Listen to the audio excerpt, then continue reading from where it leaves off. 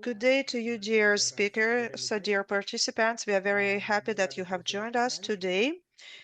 Our webinar will be in two languages, in Russian and in English. For you to select the language you need, please click the interpretation icon as a planet. You can see it on the bottom of the screen. Choose the language you need. Our meeting is dedicated to developing the palliative care in Greece. Together with our speaker, we will look at the process from various sides. We will talk about the prospects for developing palliative care in Greece as well. Let me say a few words about PACEIT. My name is Felix Pinto Bacarisa. I represent the Foundation for Palliative Care Education. PACEIT is a charity fund that supports the professionals in palliative care in the Caucasus countries, in Central Asia, in the Eastern Europe and Baltic countries, and we exchange experience. Here in the chat, you see the reference to our website, so you can go to publications and get familiarized with our latest webinars, news digests, and you can find lots of interesting information there. To stay in touch, you can subscribe to our newsletter. You're going to find the link in the chat. We are preparing the online course for medical for professionals for care, manipulations for respiratory support, and so on. If you have expertise in this regard and you would like to be a lecturer for one of our webinars, we will be very glad to discuss this prospect with you. We also have a chat for palliative care professionals. We publish all the announcements over there, and we also share very interesting materials in palliative care. And if you would like to join our Telegram chat, you will see a link to the form you have to fill in, and we will add you, and we will introduce you to your colleagues, and it will be a very good opportunity for networking for you with other professionals. We also would like to make an announcement. We invite you for the meeting to be held on the 10th of December. We will provide the report for PACEIT activities, and we will discuss the upcoming events in the next year, and also we will talk about the prospects of our future activities and cooperations. For those who have just joined, let me reiterate that our webinar will be in Russian and in English. To choose the language you need, click the globe icon at the bottom of your screen and choose the language that is more convenient for you, Russian or English. We are joined by simultaneous interpreters, that is Ksenia Rusova and Vera Koldava. Thank you very much for your assistance. In the second part of the webinar, you will have a chance to address your questions to the speaker, and you can also write your questions in the chat in the course of the lecture. And let me now introduce our lecturer. This is Carolyn Los, who has been doing volunteer work since 1964. She works in the Galilee Center, the only center in Greece that provides free of charge for adult palliative patients that have cancer or lateral sclerosis. And now I would like to give the floor to Carolyn. Carolyn, the floor is yours. Спасибо. Можно включить презентацию. Thank you so much for the introduction. Okay, right up here. Okay. Good morning to everyone. It is a joy to be with you all today, joined as we are in our commitment to developing palliative care in our countries and striving to offer the best possible quality of life to those with life-threatening illness and to their families.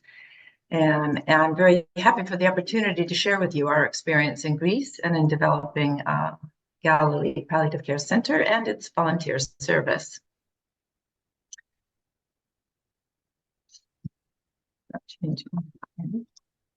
Okay. So this is another view of a Galilee Palliative Care Center, an overview, but I think we'll start by zooming out and looking first at the current state of palliative care in Greece today. Yeah, I think I better move that. Sorry, sorry. So we'll take a look at the estimated palliative care needs in Greece, the settings and procedures for end-of-life care in Greece, barriers to palliative care, specialized palliative care units which do exist in Greece, and we'll focus especially on the Galilee Palliative Care Center. So in 2019, a palliative care feasibility study was done in Greece, and it showed that up to 135,000 patients and their families are in need of palliative care. That amounts to 15,000 patients per day. Over 3,000 children with palliative care needs. 95% of them could be cared for at home. Only 3.5% would need care in an inpatient facility.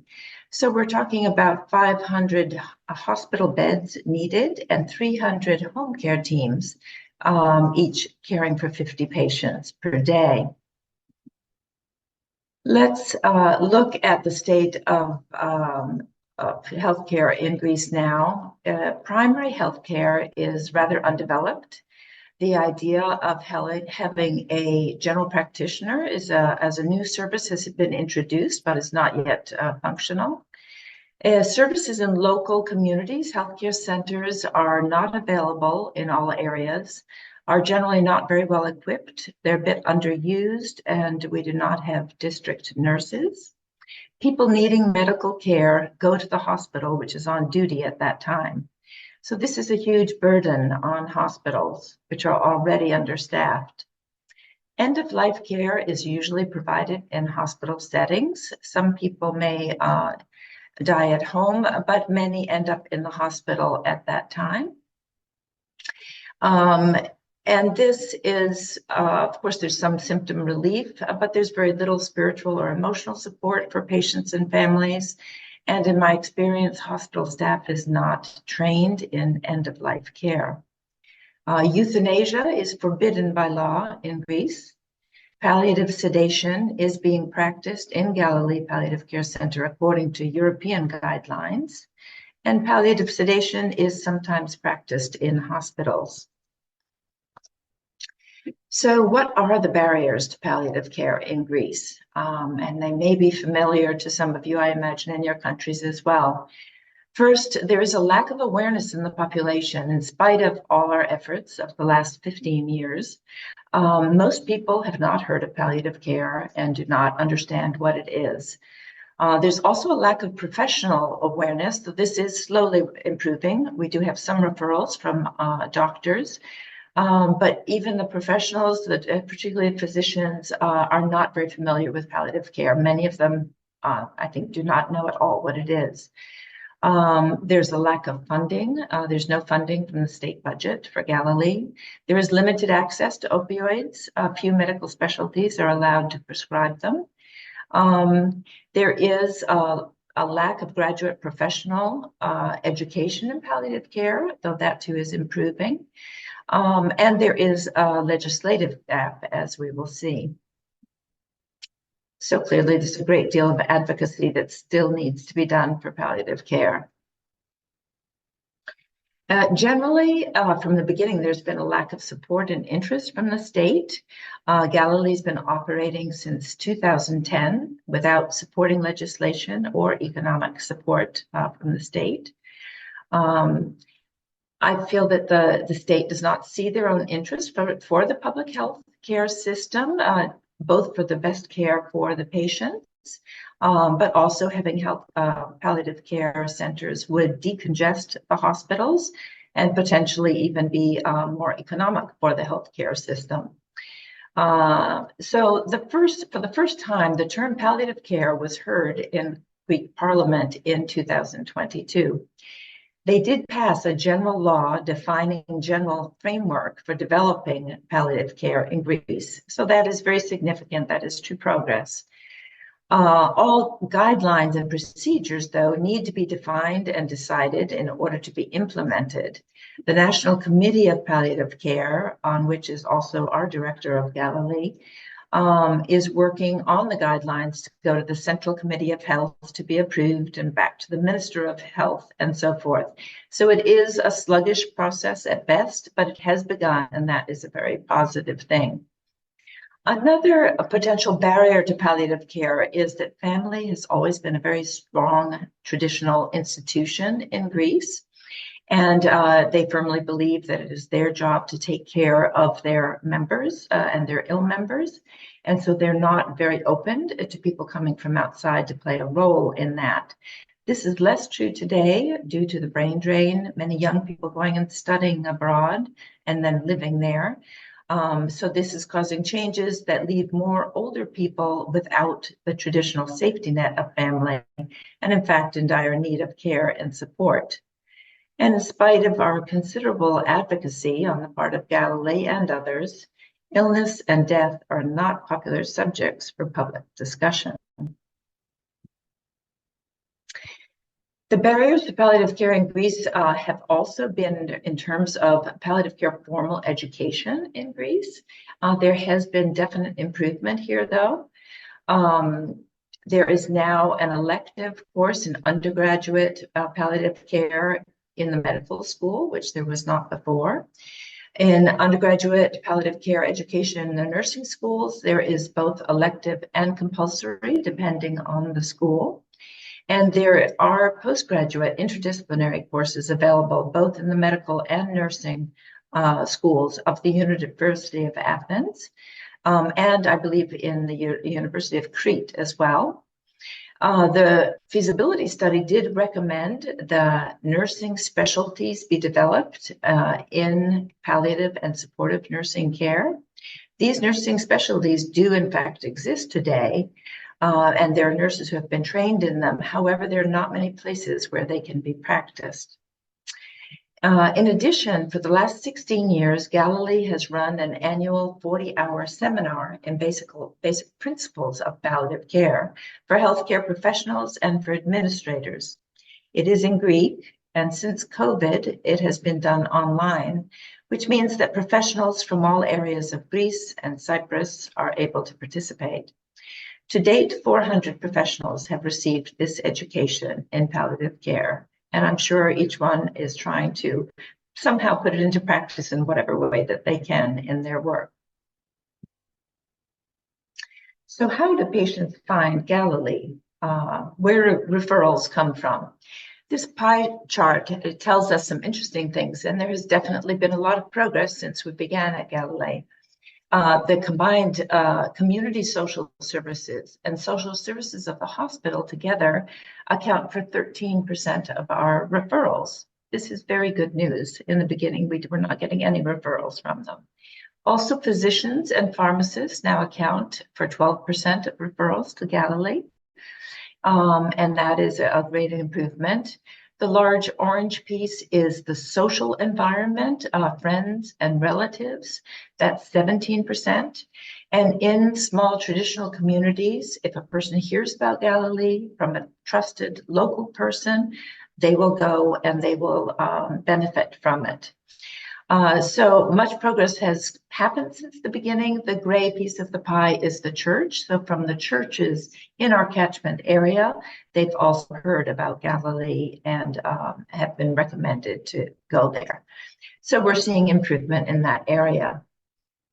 Let's take a look at what specialized palliative care units we have in Greece today to help care for, as we said, up to 135,000 patients who are in need of palliative care together with their families. The units that are available are unfortunately only able to cover 1% of that need. So there is the Jenny Carezzi Foundation. Jenny Carezzi was a famous actress who died of breast cancer, and so this foundation was named after her. It is an outpatient clinic, which is open on a daily basis. They take people with any kind of life-threatening illness and help basically with symptoms, with pain, and so forth. And they have advisory services on a hotline 24/7, again, for any kind of support that is needed. They're affiliated with the medical school of the University of Athens and the University Hospital. Then there is Medimna, which is a free of charge pediatric palliative care service. So this is home care for children up to the age of 18. They can do home care for up to 20 children at any given time in the Athens area. It's medical and nursing care at home. They have psychosocial support for children and for the entire family. The social worker will help families with social services. They will also support peers and school teachers in the school environment. And they have a unique bereavement support program.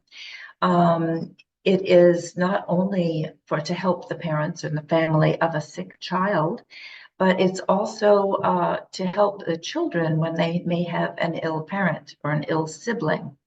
And so Galilee has cooperated with Medina through the years, especially getting help for children of ill parents, ill adult parents that we have in our program here. They do have a center in Thessaloniki, which does not do home care, but it is a center for bereavement and emotional support, which is very significant. They too are not supported by the government in as far as funding. And then we come to Galilee Palliative Care Center.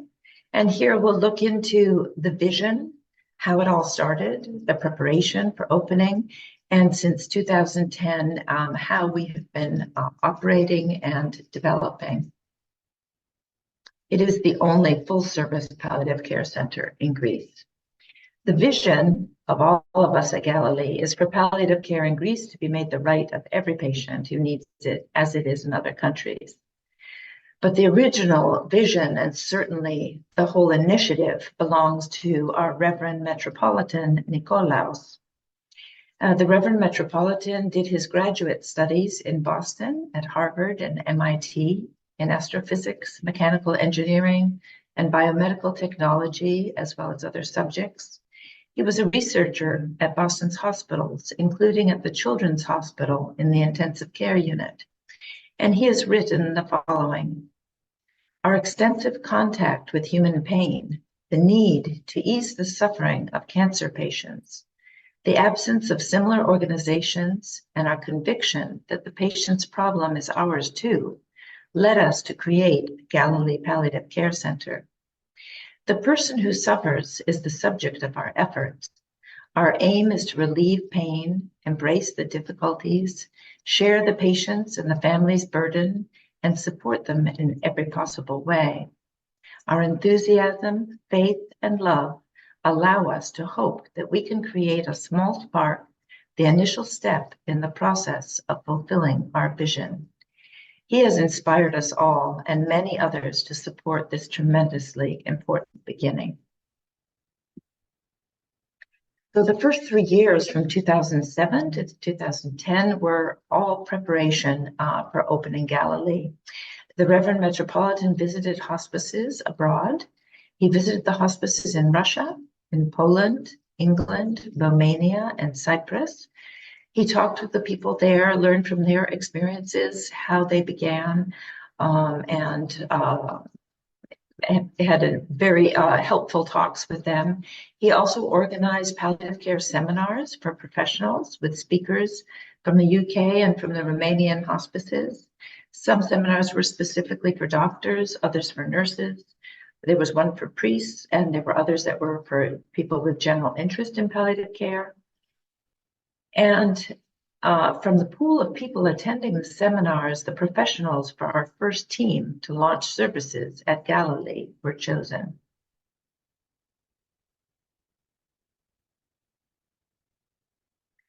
Our services for patients today are care at the patient's homes, as you see in the top pictures here, care in our hospice, and care in our daycare center. Our services for caregivers are caregiver support and, of course, training and bereavement support. The daycare center has 30 patients at this time. The hospice takes 9 patients, and home care approximately 120 patients. Some people even rent a home in the catchment area in order to have access to Galilee's services. The average time in Galilee's care is 2 months, others for 1 day, others for 6 years. And 60% of our patients never go to the hospital once they are in our care, which is a statistic that we're very pleased with and very proud of. Let's look at this timeline for Galilee. You can see in the background, there is a map of Greece and an area which is in a red circle. That area is called Attica, and our Reverend Metropolitan is the Bishop of Eastern Attica. So Eastern Attica is our catchment area. It is an area that has 300,000 inhabitants in the winter. That swells to over 1 million in the summertime. And the maximum distance radius is 50 kilometers. So we opened our home care unit in 2010, and that is quite a lot of driving for the home care teams.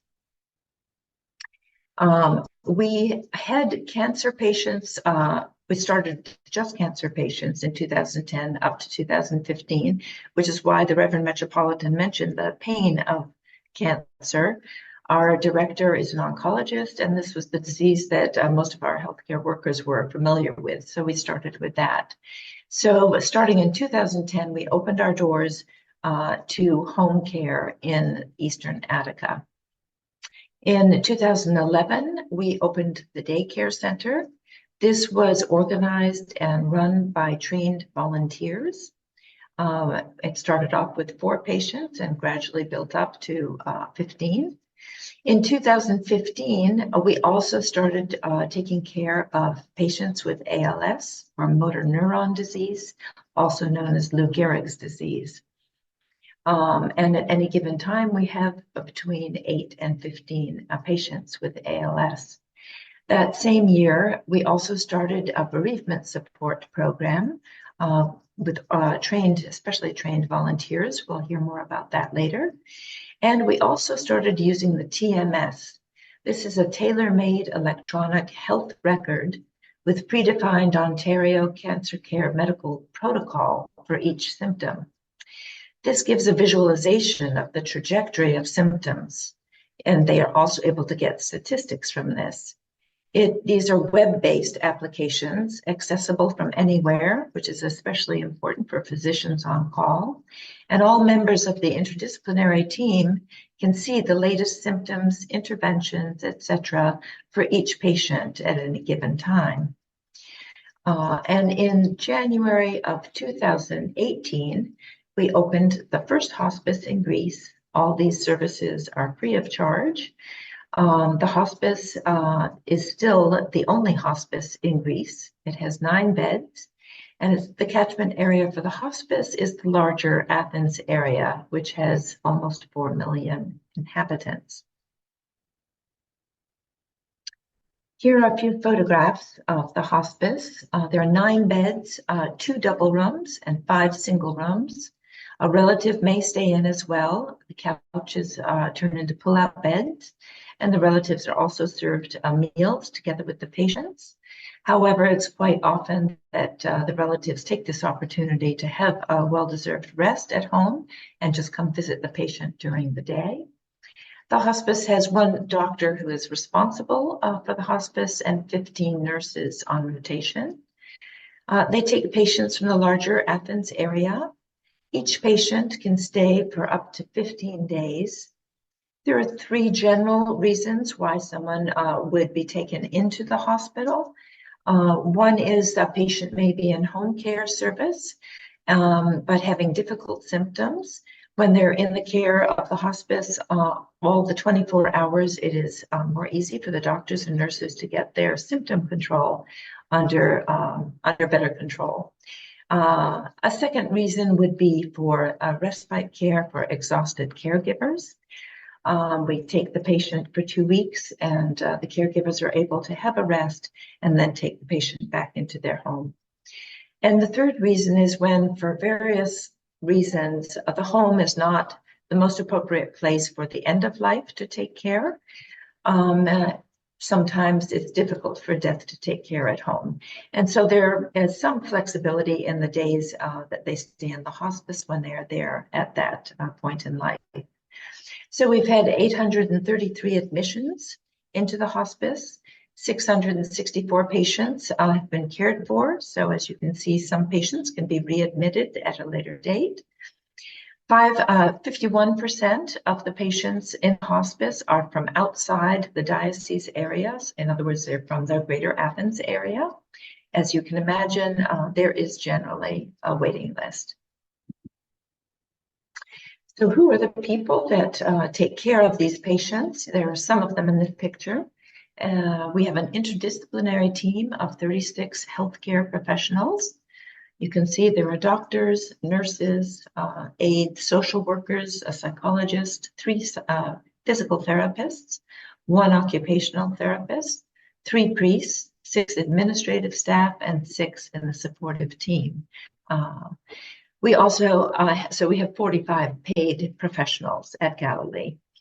And we also have a senior management team with all heads of all 7 departments of Galilee, including the volunteer service manager. And all of these are supported by a team of over 100 trained volunteers. And it has been estimated that their time of service at Galilee adds up to that of 8 more full-time salaried staff members, but without the salaries. So the volunteers actually save 200,000 euros per year to Galilee with their services. We also have ISO certification since 2014. This is an annual quality inspection of Galilee, and we have Baker Tilly financial audit.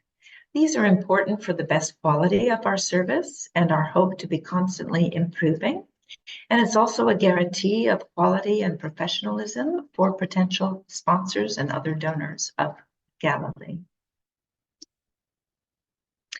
Here is a map of some of Galilee's networking with palliative care centers of excellence and renowned universities from many countries: Georgia, Spain, France, Romania, Cyprus, the UK, Canada, the United States, and we'll soon be adding a PACED also to that chart.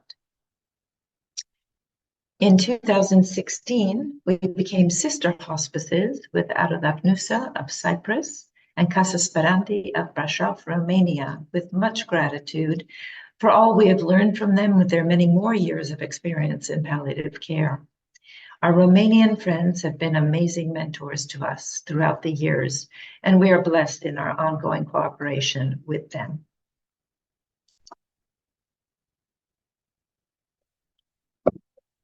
And now we'll take a look at the volunteer service at Galilee. First, we'll talk a little bit about volunteering in Greece, the culture of volunteering in Greece, and then why volunteering is always associated with palliative care. And then we'll go on to developing the volunteer program at Galilee and how it operates up till today. So there really is not a culture of volunteering here in Greece. There are plenty of people who want to help others and may volunteer a bit at a soup kitchen or a dog pound, but organized volunteering is not widely known here. Many want to help out where they can and when they can, but fewer are willing or able to make a commitment to participate in ongoing training and supervision.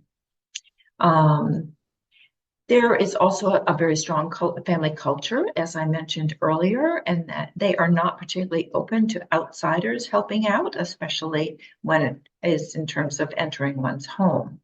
But there are other issues as well, which come mostly from the Greek government.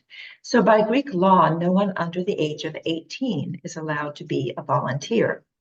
This was quite shocking for me, having grown up in the United States and started volunteering at the age of 13.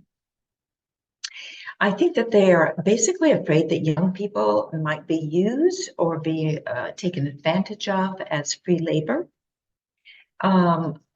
Volunteers, there are some other fears and suspicions as well. And one is that they are afraid that maybe volunteers are actually working people, but avoiding paying taxes, or that volunteers may be taking away jobs from other people who need them and would be paid.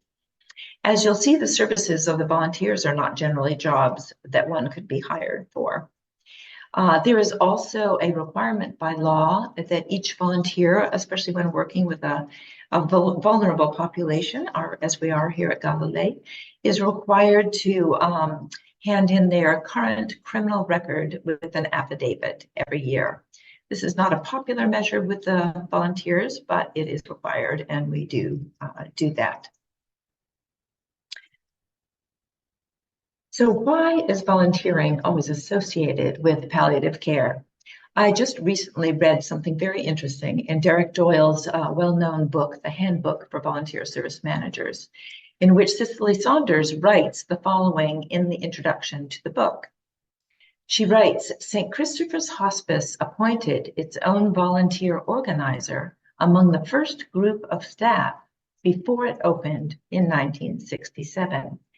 So volunteering was clearly an integral part of her vision, which I think speaks a lot.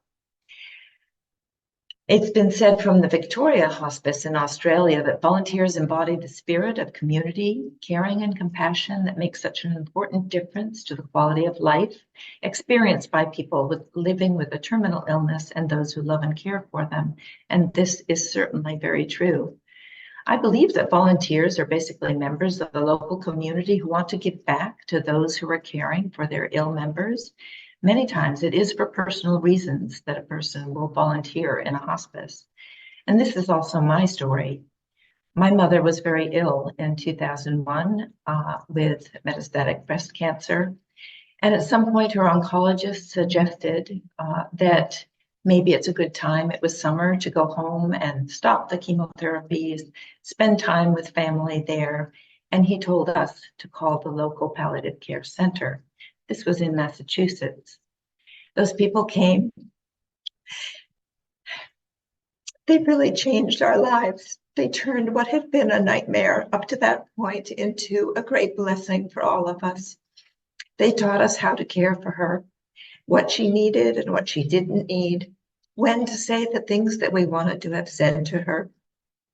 They supported us. They took wonderful care of her, easing all of her symptoms, and thereby enabling her to have a peaceful end at home, surrounded by all her loved ones. So out of gratitude, I committed myself to support developing palliative care in Greece and at Galilee in whatever way I could. So how does one go about developing a volunteer program in palliative care? When the Metropolitan Nicholas asked me to do this, I studied experiences from other countries, especially England and Australia, and we made a humble beginning. We gathered together a team of 18 women from various communities. Many of us knew each other, and we all knew the bishop. We were all very keen to serve, and we worked closely with the social worker that we had that first year at Galilee. She taught us about palliative care, about working with patients. We did team building exercises. And then gradually, some of us started transporting patients to the doctor or doing a home visit to a patient, and then coming back to supervision meetings and discussing those things. The next year, in 2011, I was appointed the volunteer service manager, and we did train our first volunteer team with those original 18 women, and another 20 were added, so we were 38 men and women. So we organized our daycare center in 2011, as I said, once a week in 2013. We added a second day, so it functions up till this day, both Tuesdays and on Thursdays. And we organized the volunteer training program for that year, for 2012. We used an amazing resource, which was the 2012 Palliative Care Volunteer Training Resource Kit from the Victoria Hospice in Australia. I highly recommend it. It's really terrific. It has great resources from DVDs, potential team exercises, all kinds of ideas for making it an effective training program. And so we studied this, translated a great deal of it into Greek. We started recruiting from the local community and made a selection through the interviews and the applications. And so that year, 2012 to this 2013, we did train that first volunteer team. So the volunteer program at Galilee starts with recruiting. In the first years, many of our new volunteer applicants had heard about Galilee and our volunteer program from presentations we made in the local communities, in churches, in town halls, working very hard on consciousness raising about palliative care and Galilee. In more recent years, applicants hear about our volunteer program through various events for Galilee, as well as from friends, but also from social media and from our website. Our Reverend Metropolitan is a highly respected and trusted figure, which gave confidence in the program to volunteer candidates.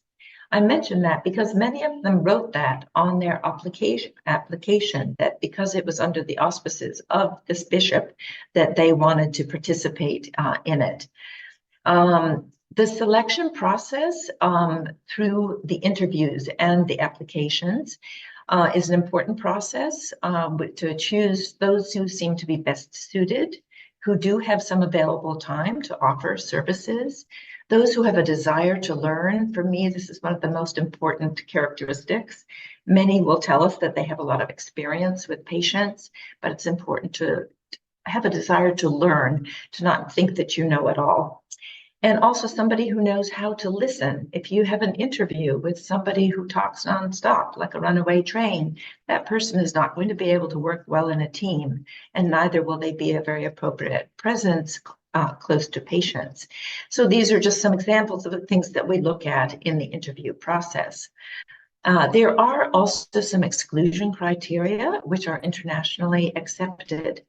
We accept into the volunteer program someone who presently has a life-threatening illness or a recent diagnosis, either the volunteer himself or with a close relative in the family, or if they have a very recent, fresh bereavement. This is to protect the volunteers because we discuss all these things in detail in the training process, and it will be hard for them. And this is why in other countries as well, it's recommended that they come back after a couple of years and apply again if they would like to do that. Those who do complete the training then sign a volunteer agreement with Galilee, and it has a commitment to maintain confidentiality in relation to our patients and families. The volunteers then have the opportunity to sign up for their preferred areas of service in a post-training interview with the guidance and discretion of experienced volunteers and in consideration of Galilee's needs, of course. So the volunteer program at Galilee is 40 hours altogether. It's mostly twice a month, 3-hour sessions from October through May. It's interactive. There is a presentation, but there are also team activities, role play, and all kinds of interactive activities. Finishing the program is a qualification to be a volunteer. We do a new team training every 2 years, and that is so that the year in between we can focus on the job training and supervision of our new volunteers. We do have, of course, coffee and snack time during the program for the volunteers to share and bond. We have open references and a lending library with books about palliative care or stories about patients or about illness, and those are all used by the volunteers. So the subjects of the program, we start with an introduction, a 3-hour introduction to palliative care.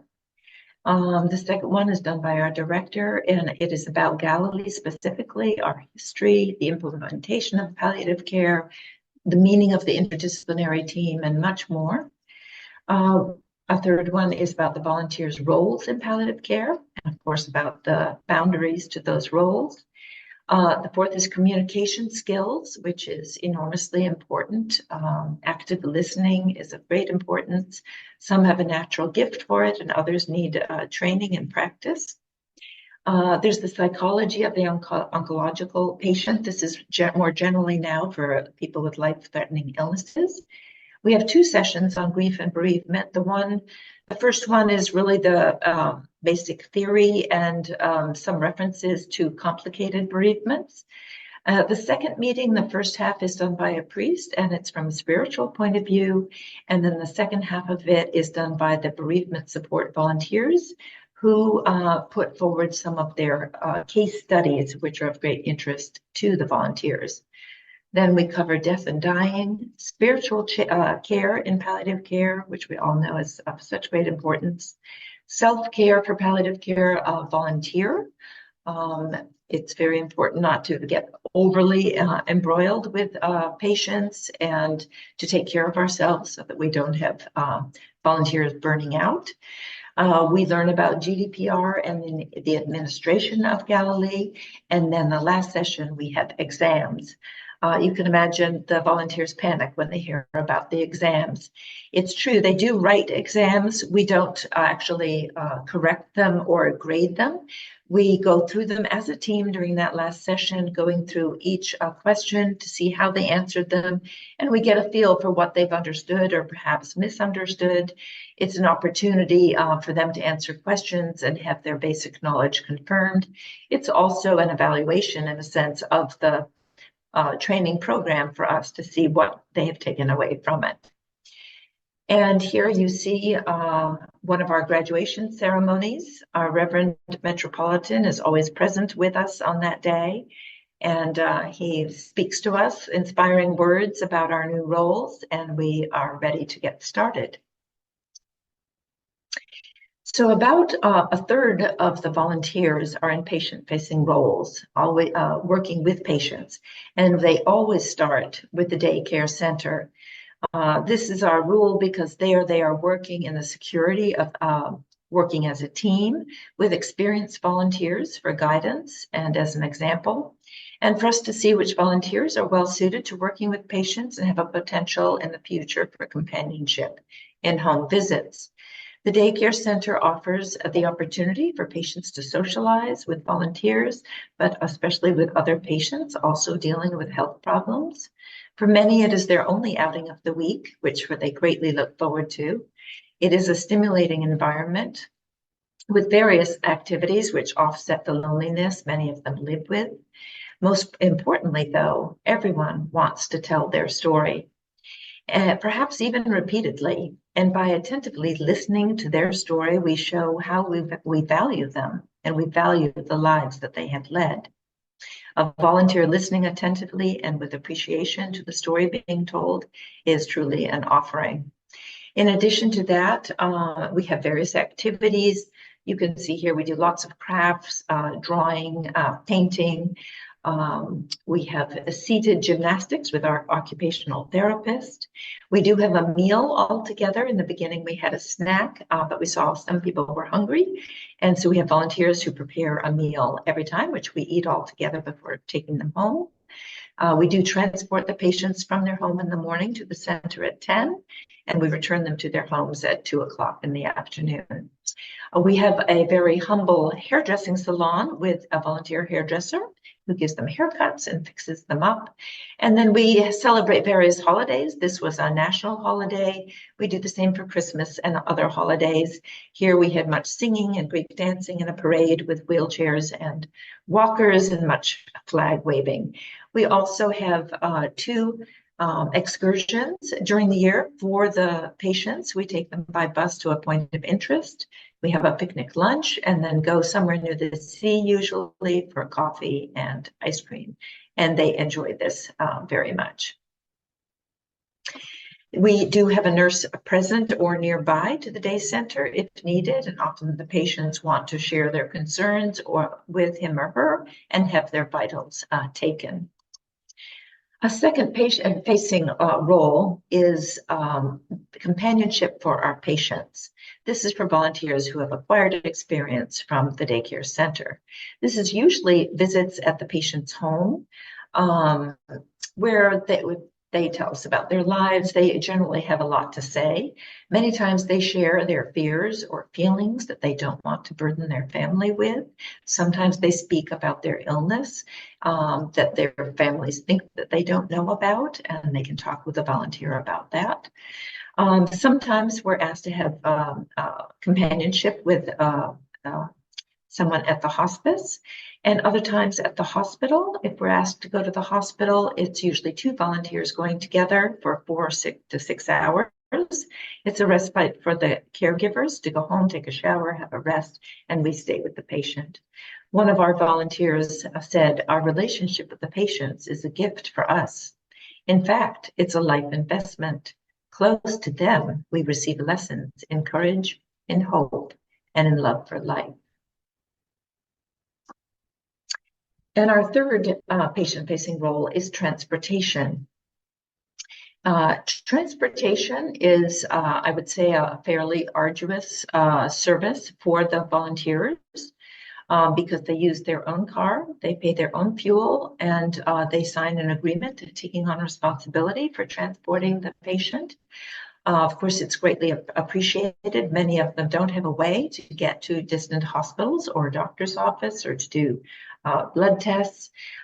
So it's challenging, but very meaningful, and often a very significant relationship comes out of the transportation. It's also challenging because Athens has terrible traffic. There are great distances. We do have a volunteer fund, which we started when we had COVID, and we're not able to do many things for our patients. Whatever volunteers want to are able to put money in there. And so if we're not able to cover a transportation need, we can pay for the taxi for one way of that.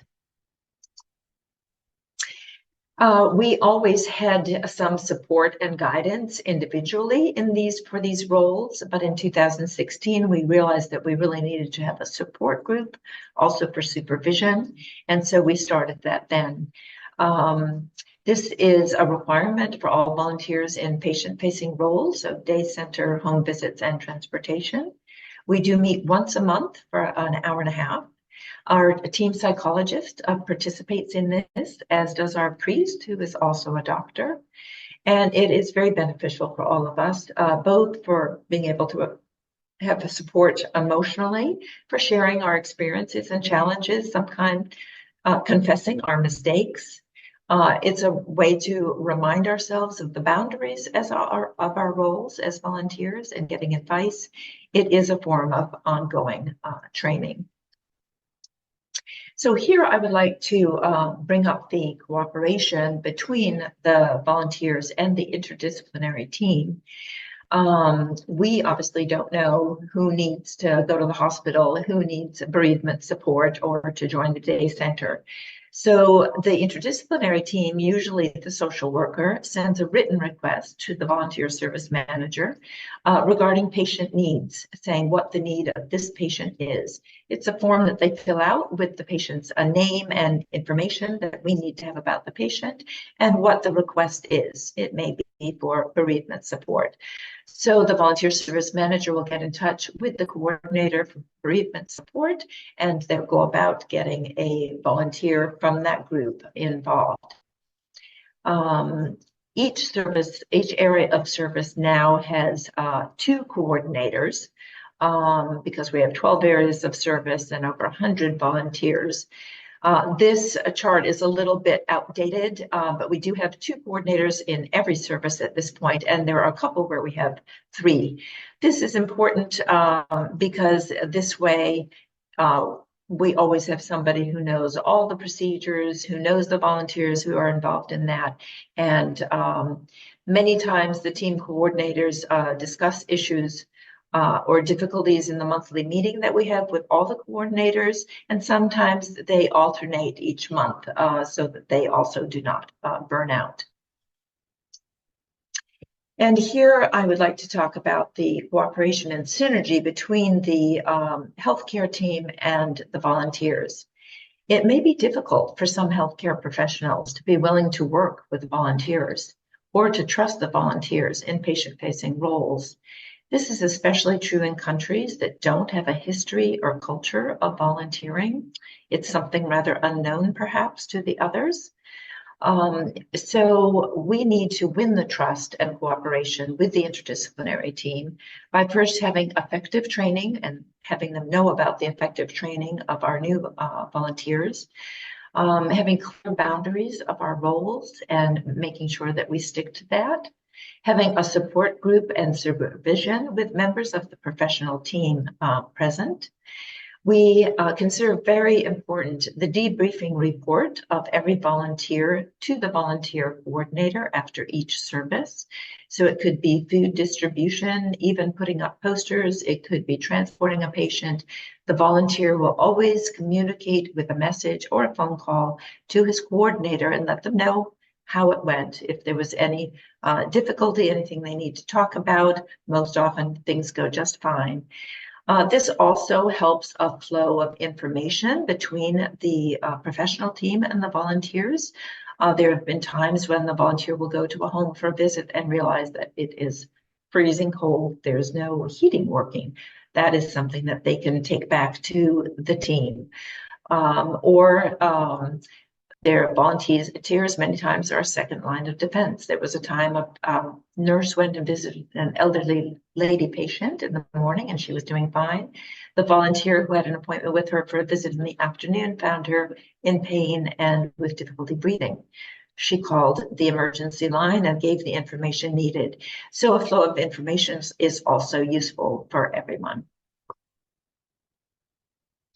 So another service of the volunteers is the bereavement support. We had a special 4-month-long intensive special training program in bereavement support for selected volunteers. We do have a monthly supervision with a psychologist, which is for an hour and a half.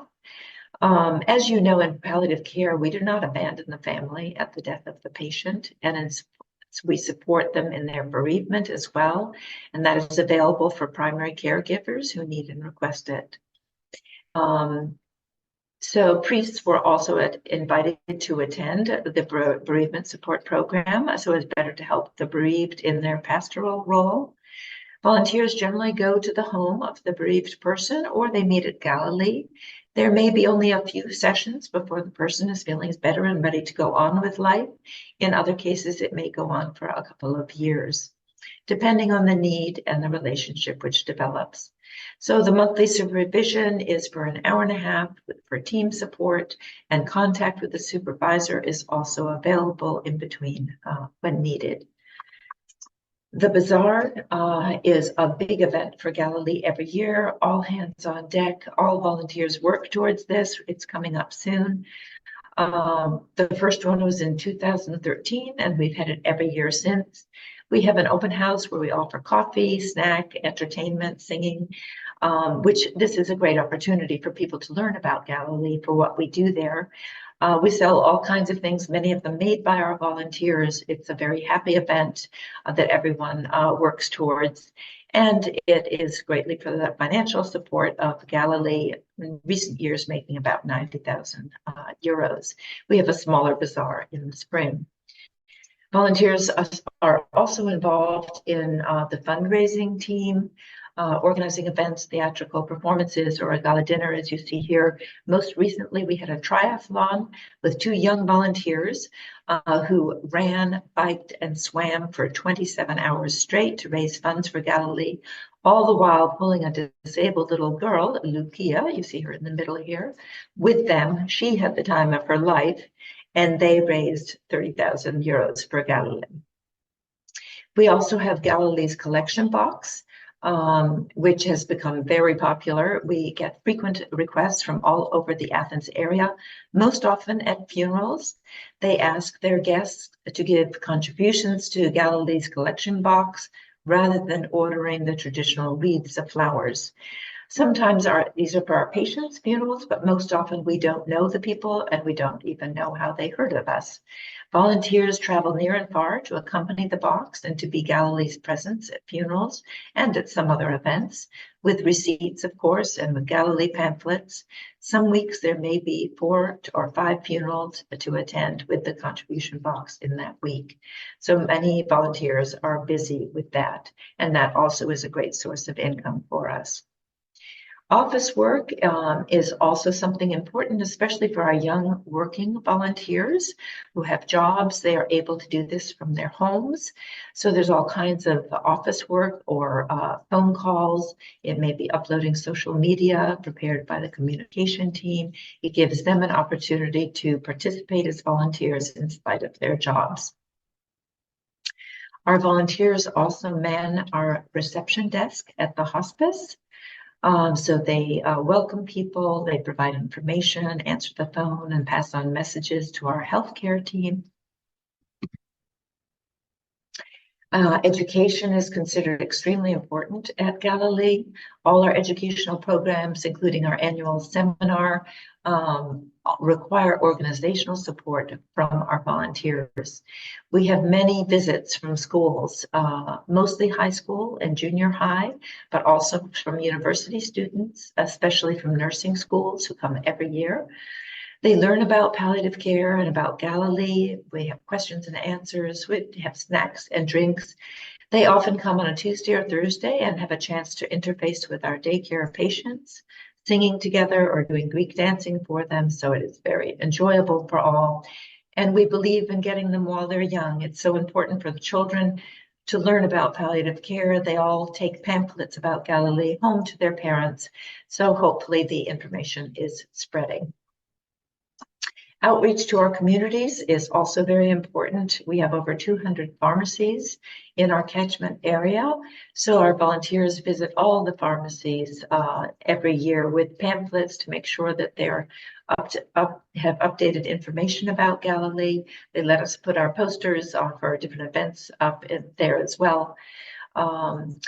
Pharmacies are often up for stock for patients, so we make sure that the pharmacists are well informed and they have a stock of our pamphlets for those in need. We have a large group of volunteers who make various gifts and useful items to be sold at the bazaar. They also make Christmas and Easter gifts for all of our patients every year. This is a smaller group here, but you can see that they're having a very jolly time. We also have distribution of food, dry goods and fresh food. This food is distributed by this team of volunteers once a month all across the diocese to those patients in need, according to the written request of our social workers. The volunteers often develop a friendly rapport with the patients they go to, each area of service for working people. Who could take a morning off from their work to be able to do this service. An Athens hospital has agreed to clean the linens of the hospice every week and to provide prepared meals for those in the hospice, patients and relatives. So this is a service which is somewhat arduous. It's mostly male volunteers that take the dirty sheets and towels from the hospice to the hospital and bring back the clean laundry. And the volunteers transport for the prepared meals every day of the year. They're very dedicated every Christmas, Easter, every Sunday, and it is greatly appreciated by all. The volunteer service at Galilee has been working for 14 years, and I thought I'd share a few volunteer demographics with you. We do have 20 coordinators, 100 volunteers, and 10 friends who haven't been trained, but who would help out in various ways without being close to the patients. The average age of our volunteers is 62, which actually is quite common in other countries as well. Our youngest is 26 and the eldest 84. Most are married with children and some grandchildren. We have volunteers from all kinds of professions, quite a few nurses, dentists, doctors. The healthcare professional volunteers do not practice their professions as volunteers, though their knowledge and experience are always helpful and appreciated. But we have lawyers, judges, graphic designers from all areas. Most volunteers are women, 86%, but our 14% who are men are also much needed and greatly appreciated. And the majority of our volunteers are university students. This shows the total hours of service of volunteers in all roles. So as you can see, the daycare center requires the most hours for preparation, operation, including transportation. The bazaar comes second with close to 4,000 hours, then the hospice and so forth. The other graph shows you in 2020 and 21, of course, there was a lot that we volunteers could not be doing for our patients. But we're almost back now to the close to 18,000 hours that we had before. A minimum requirement of 20 hours of service per year is required, but most of our volunteers offer anywhere from 50 to 500 hours each year. And I think we have all observed that many people today are longing for a connection, for a sense of community. It is such a basic human need to have a sense of belonging. The volunteer program in many ways fulfills this need to be part of a team where we share goals and values, experiences, and support. We share the joy of together offering ourselves to others in need. Our post-training support and activities also serve to strengthen our volunteer community at Galilee. Our sense of belonging and connecting. We offer ongoing educational sessions 2 to 3 times per year for our volunteers with invited speakers. We have a meeting every year with each volunteer for mutual evaluation and just to see how they're doing in their roles or in their personal lives. We have an annual day excursion for all the volunteers who wish to join for team building and enjoyment, usually to an archaeological site or a museum or monastery, and then out for lunch altogether outside of our roles as volunteers. In addition to fulfilling the needs of those around us, we also fulfill our own basic human need to connect and to belong. I would close today in saying this. The journey of the illness belongs to the patient and to the family. The volunteer is a sort of traveling companion. I have been asked, how can you be a volunteer in such a difficult space? How can you bear the pain of the other? Such pain can only be borne when we're willing and able to lift some of the burden. And actually, whoever dares to share the darkness of another, to the degree that he is allowed, yes, he finds pain and sorrow, but he also finds light, blessings, and inspiring examples. We give the patient our hand, he gives us his, and we go together. We develop a soft spot for him and also derive much strength from him too. We are so thankful for the privilege and the honor of our role as volunteers at Galilee. Thank you.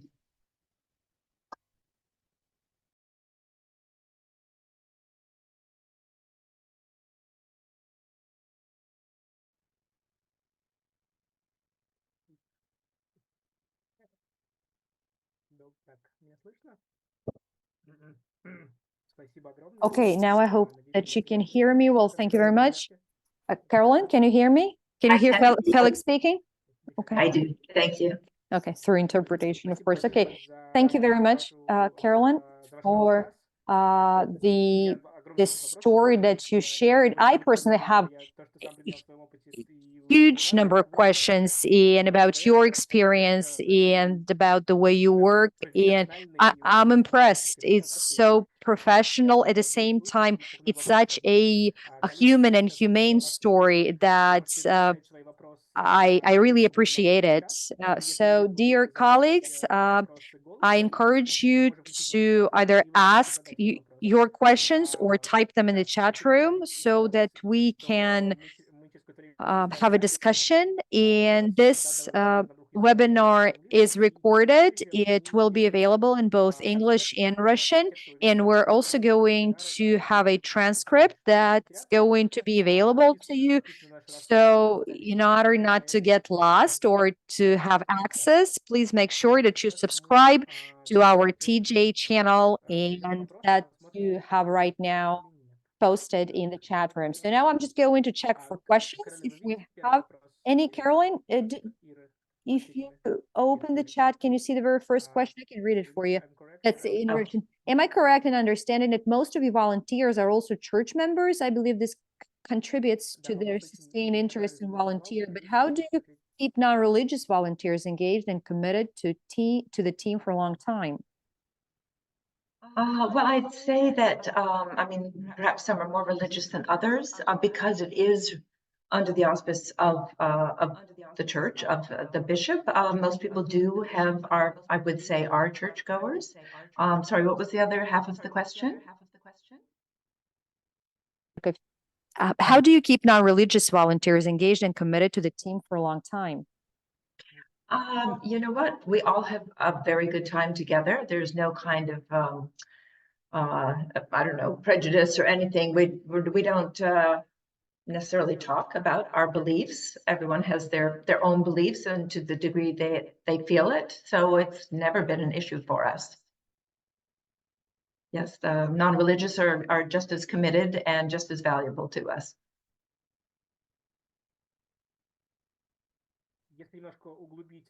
Now, if we were to go deeper in this subject, so patients, are they Orthodox Christians? And I mean, it's important. So has there been any argument or any discrepancy in that regard, or no? No, not at all. We have patients of all kinds. Of course, it's a Christian country, so a lot of our patients are Christians, but we have had Muslims, we've had Hindus, and then we've had Mormons. What else have we had, Mary? We don't even get into that, you know, as long as someone has a cancer diagnosis or an MLS diagnosis and he's or she in need, that's all we need to know actually. And if they want to have like a spiritual guidance related to their faith, that's okay too. They can come here and visit. So no problem at all, I think. Yeah.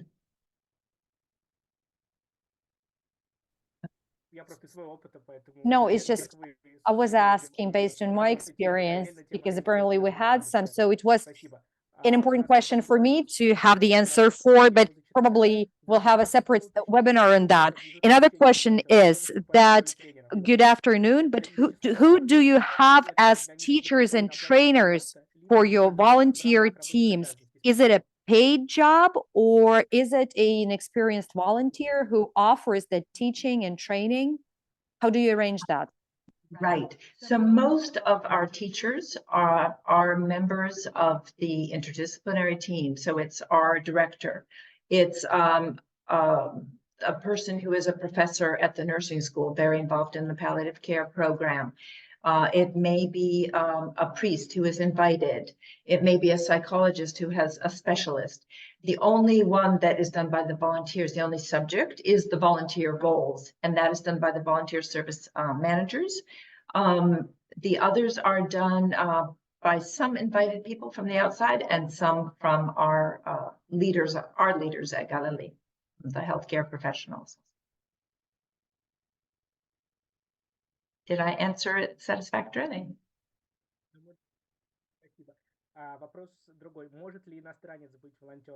Well, are you open to have international citizens or other nationals to be in your volunteering teams? Indeed, I'm American. I've been living in Greece for over 40 years, but we have a few Americans, we have a few English people, we have had Russian people as well.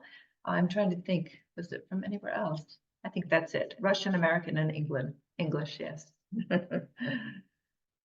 They were people just who are living in Greece, but they're from other countries, yes. And they have been very much part of our team.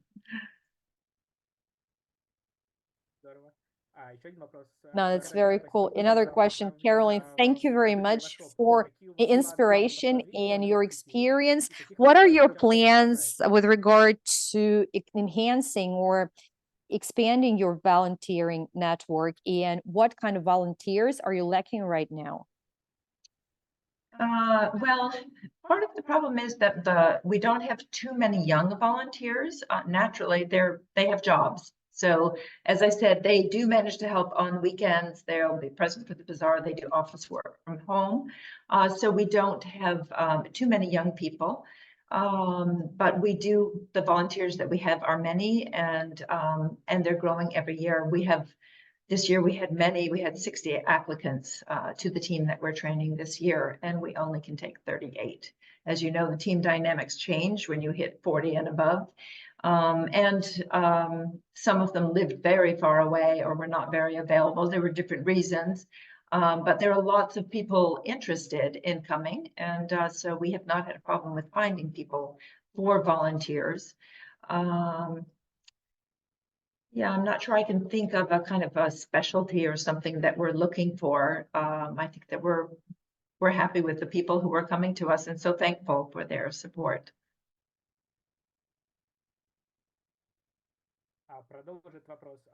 Well, taking from this question, are there any online volunteering positions available? Anything that could be done online, not being physically present in Greece, or? I can't think of something. During COVID, we did a lot online. In fact, we did train a group of volunteers online. It was not all the same as the other groups that are trained in person. Actually being present at the hospice, meeting the people of the hospice it has a big impact. But we did do the training, and we did actually have, our support group online, and our supervision for bereavement support. A lot of our meetings were online. We all prefer being in person. So I can't think of a position for somebody who is online, but certainly we can have that in mind and discuss it. But perhaps there's something that I'm not thinking of now.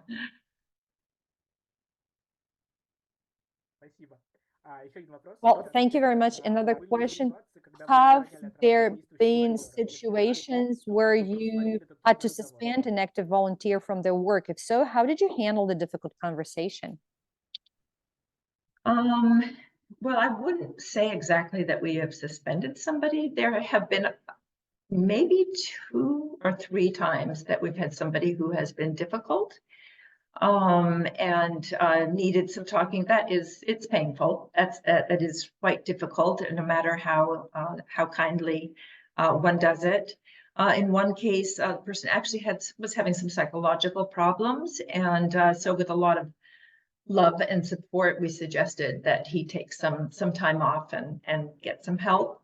Not everyone is that cooperative, so sometimes actually I have asked advice from the bishop himself how to deal with something.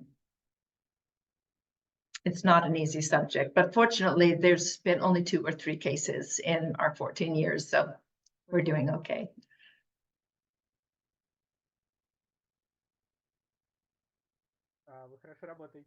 No, you're doing great job. So it's just great that you don't have so many difficult conversations or, difficult situations. Another question is it appropriate and is it relevant for you to have that death dole as it and grief?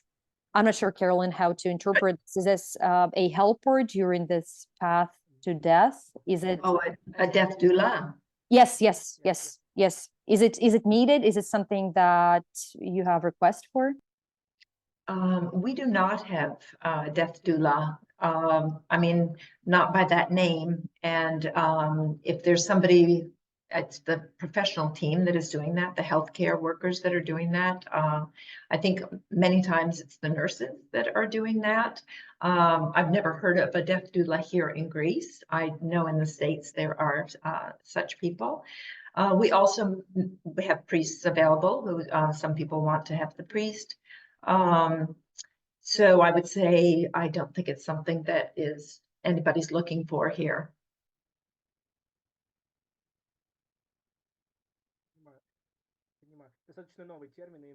Yeah, it's something new, and it's something new to the palliative care, the death doula. So apparently, well, Actually, it's good that we've asked this question because it's getting yet popular or more asked for in the palliative care. Well, do you have volunteers who also show up with their pets, like pet helpers? Yeah, we have not had them show up. We had a discussion recently in the day center about pets and the role that they play. And there are people, especially who live alone, who have pets who are very important to them. Nobody has asked to bring a pet to the daycare center or to the hospice, as far as I know. Yeah, and the death doulas, I think I don't think that a need has been felt for that here. I think that role obviously is being played. It's not that it's not being played. It's being played by somebody else, and it doesn't have that name.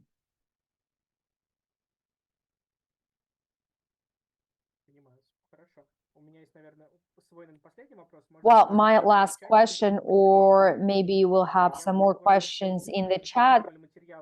So what kind of materials, books, what references could you give us for the beginners who start building up their volunteer program? Any references, books, or anything? Right. Well, when we do the training program, the PowerPoints with all the information for every session is sent by email to all of the volunteers. So they actually have in written form everything that they've been hearing in the training sessions. And then the books that we have are, Intimate Death, what's the other one called? The Being Mortal, if you know that. There's a bunch, these are the ones that are in English that I tend to remember, but there are a bunch of them in Greek as well. So they're books about palliative care or just stories of people who have been ill or families who have dealt with an illness. And I can certainly send you the names of the books that we have in our library. But they do also have all the sessions are recorded, and they have typed out the presentations that they have listened to.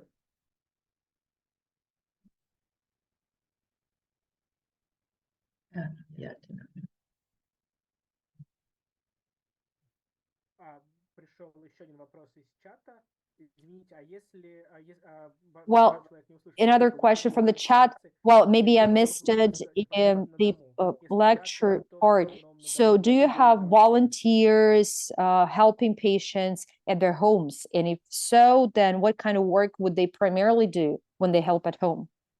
The volunteers, for the most part, are there for company. So it's for companionship primarily. There have been some cases where a home needs to be cleaned, and we have been asked to do that, and we have a few volunteers that have done that. They do not take care of the patients, though. They don't give them medicine, they're not bathing them or anything like that. So it's really for companionship, and occasionally it's for doing some tidying up and cleaning.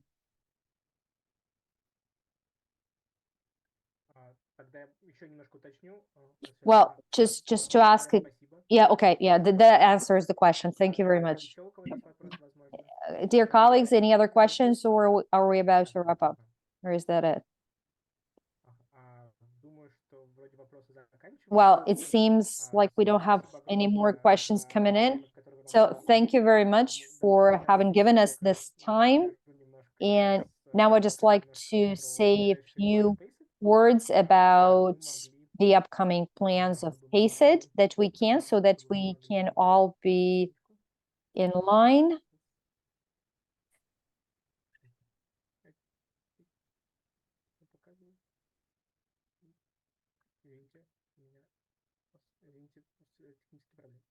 Yeah, I'm sorry, I'm just trying to open up the slide deck.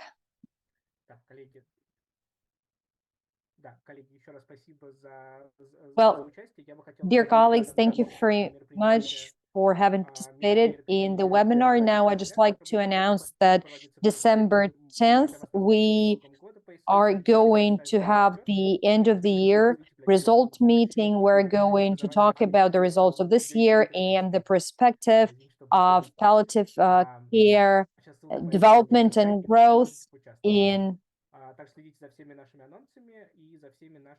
the world. So please follow us on our social networks so that you don't miss webinars, and this webinars recordings and transcripts. And now you're very welcome to also register with our TJ Pat and be in contact with our colleagues. I express my gratitude to our team, to the interpreters, Zeni Ruzova and Vera Kaldaev, for having made it possible to a certain extent to understand each other. Well, I express my gratitude to our brilliant speaker. Thank you so much for this great webinar and for covering this great topic, because volunteers are our driving force. It's a mechanism that if we know how to work with them, we can really move mountains. So thank you very much for having been doing this tremendous work for this many years. I myself have been a volunteer since my teens, and December 5th is the World Volunteer Day, and it's our professional day. I hope that we're going to celebrate. So thank you very much for having covered this very important topic here. And thank you for having been with us. We hope that we'll have more webinars of higher quality, better quality, and I hope to see you soon. Thank you very much. Thank you so much. I thank you very much. I enjoyed seeing some of you. I wish I could hear all of your stories as well. I'm sure that they're wonderful, and I wish you all the best. Thank you.